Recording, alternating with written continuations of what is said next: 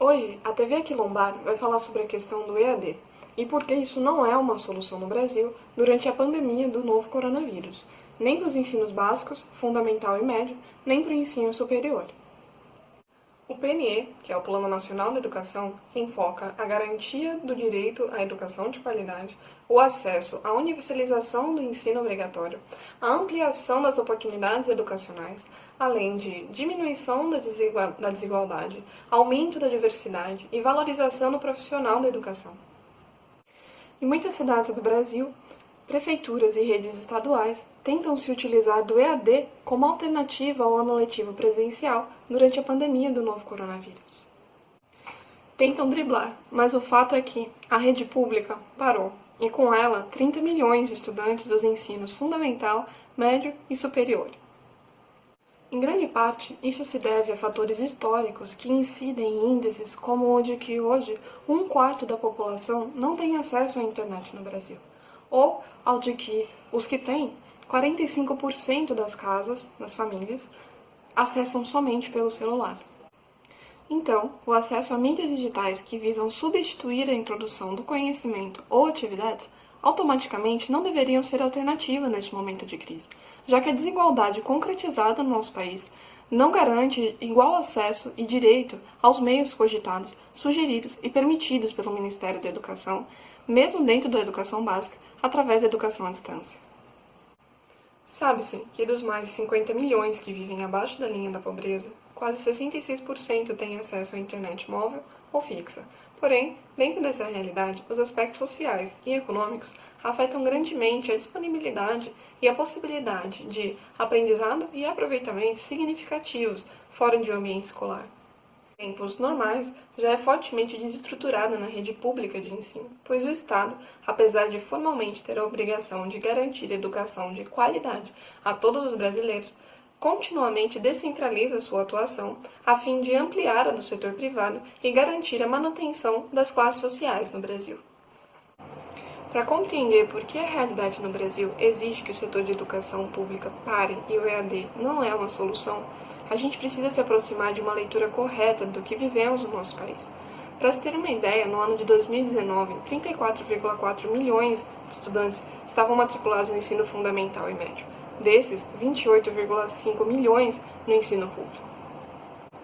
Isto é, 83% dessas pessoas dependem exclusivamente dos governos para assegurarem a sua educação, que, de maneira geral, vem sendo sucateada como forma de abrir precedente para que a população conclua que o melhor são as instituições pagas. Majoritariamente, elas têm fins lucrativos e, quando essas famílias não têm recurso suficiente para pagar essa educação, elas acabam ficando somente com a alternativa da educação sucateada, o que aprofunda a desigualdade no nosso país. Além da precarização, os esforços para a introdução do ensino à distância vêm ganhando força, mesmo antes do atual momento de isolamento social. A reforma do ensino médio de 2017, por exemplo, flexibilizou o currículo escolar, permitindo carga horária de até 30% EAD nos currículos das escolas. Estruturalmente, a rede pública não tem condições de implementar o ensino à distância. Um dos principais motivos é que a maioria dos seus alunos não tem condições de desempenharem de suas casas a regularidade que essa educação exige. Durante a pandemia do coronavírus, isso não poderia ser diferente. Inclusive, 7 dos 26 estados e o Distrito Federal não vão adotar a atividade remota como parte do seu ano letivo. Porém, essa é uma medida que deveria vir do Executivo e ser federal. Na Bahia, são 11.800 escolas públicas do ensino fundamental e médio. 7.300 estão em área rural e mais da metade tem, no máximo, 50 alunos. Estimando que 400 mil estudantes da rede pública estadual, por exemplo, não têm acesso corrente ou permanente à internet, a Secretaria de Educação da Bahia diz que reposição letiva só será estabelecida após retorno escolar. Indicou que se contabilizasse aulas e conteúdos online, não estaria cumprindo seu dever de assegurar a educação de qualidade para todos e cada um de seus alunos. Com tudo isso, vemos que o sistema escolar brasileiro reproduz diversas desigualdades sociais, e é de extrema importância evidenciá-las para que as políticas públicas sejam colocadas em prática de forma mais equitativa. e os caminhos para que os milhões de alunos tenham plenamente garantidas a sua formação dentro dos parâmetros pedagógicos essenciais ao seu desenvolvimento, definidos após o fim da pandemia e do isolamento social causados pelo coronavírus. E dessa forma, não fiquem permanentemente prejudicados com relação à sua educação.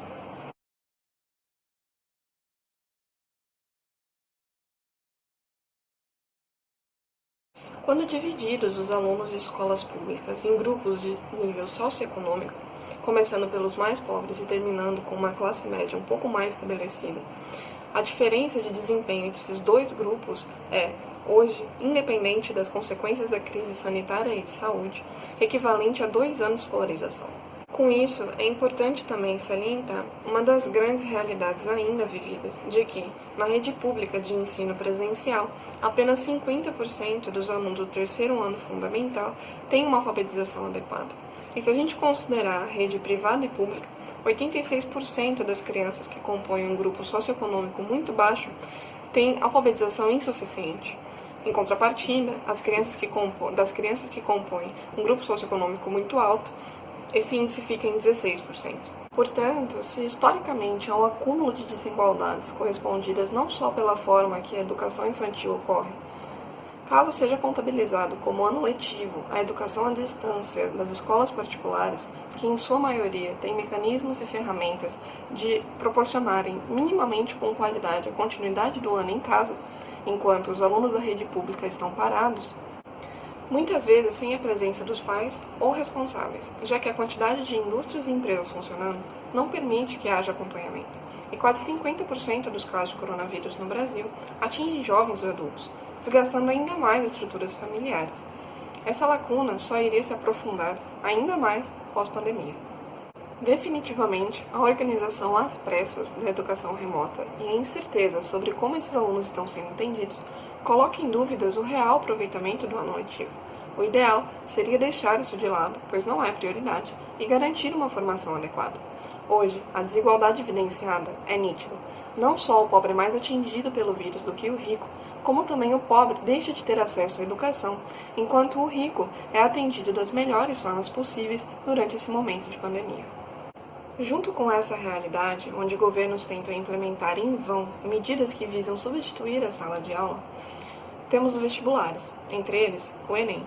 Anualmente, em média 5 milhões de pessoas se inscrevem para essa prova.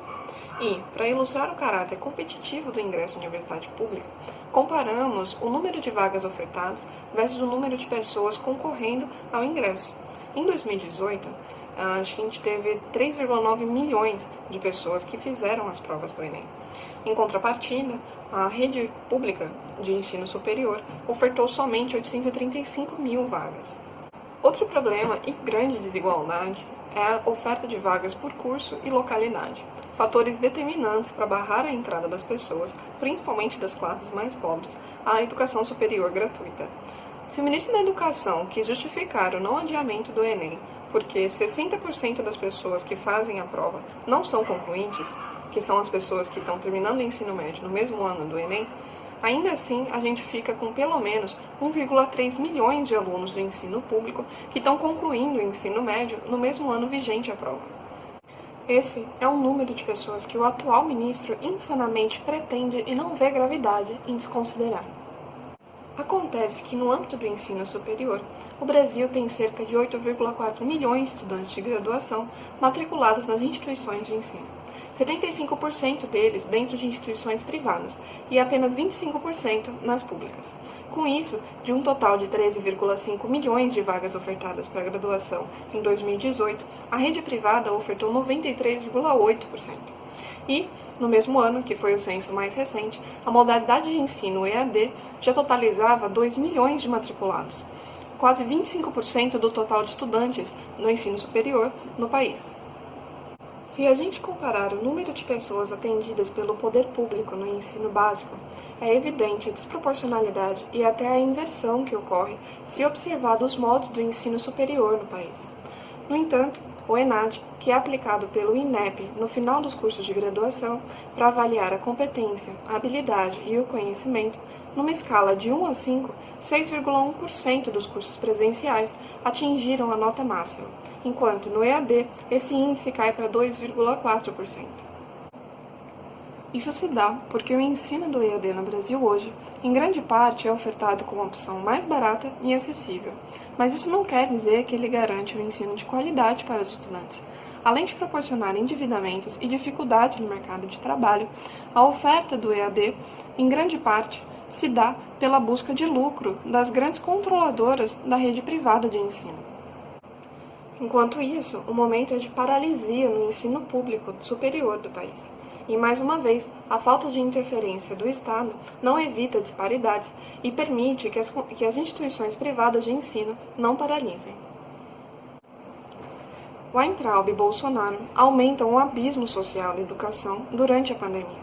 Estamos diante de um governo que quer oferecer cada vez mais concessões para o setor empresarial da educação. A exemplo disso, a proposta de autorregulação do ensino superior privado no Brasil. Não precisamos nem de mais iniciativa privada, nem de mais Estado, mas sim o controle dele nas mãos da classe trabalhadora, para garantir a educação e todas as necessidades da população. Os avanços da tecnologia precisam estar à disposição da classe trabalhadora e da maioria do povo, e nunca acima do direito primordial à educação, à cultura e oportunidade para todos. Enquanto, dentro do capitalismo, o filho do rico tiver acesso a uma educação de qualidade e o filho do pobre não, estaremos diante de uma sociedade dividida em classes. Isso precisa acabar.